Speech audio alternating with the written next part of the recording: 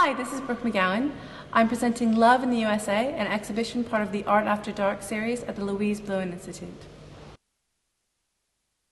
Part of it was investigation and part of it was reaction. Part of it was reaction to the way in which artists from Los Angeles, especially emerging artists, have been regarded or exhibited with limited knowledge in Europe and in Britain. And thus I think they haven't been taken in the right way or understood in the right way. And when considering it, having grown up in California and spent 5 years in professional art in Los Angeles, I thought that gender and sexuality generally and intimate relations were something that came up as an idiom of the region in a way that it doesn't in most other areas of the world. And I saw it as very much a way in, a way to understand the work.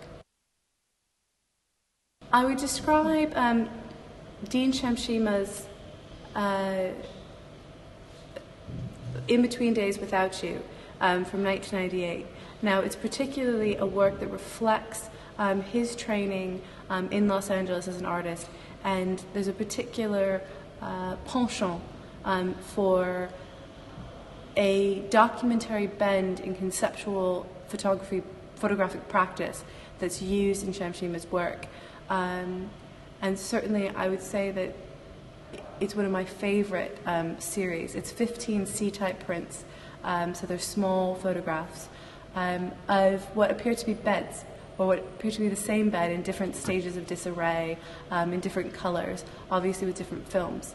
Now, the title itself has a sense of nostalgia or of caring or of longing or of intimacy, In Between Days Without You.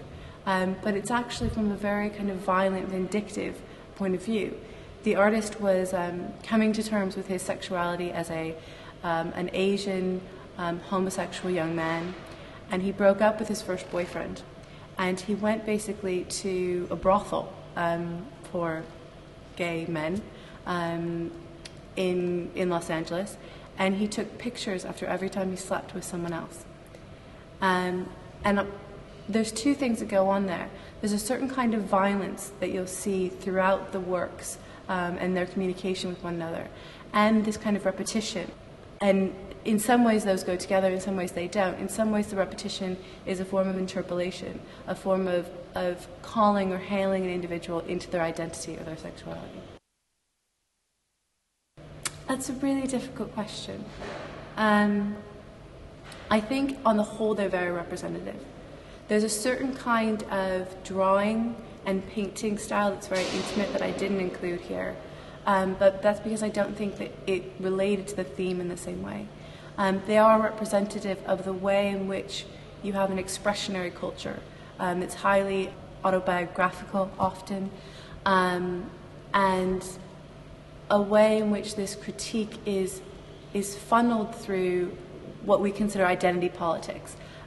It's important to know that in California specifically, and in Los Angeles more than anything, in the late 80s, early 90s, you had a movement of multiculturalism. People can call it PC gone wild, but it was in reaction to the way in which cultures were divided, and identity politics was usually race politics.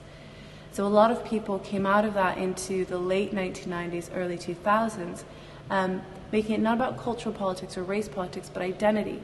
Now that leaves a question open of gender identity, and I think that's arisen as a very powerful force in the discourses around artistic production today.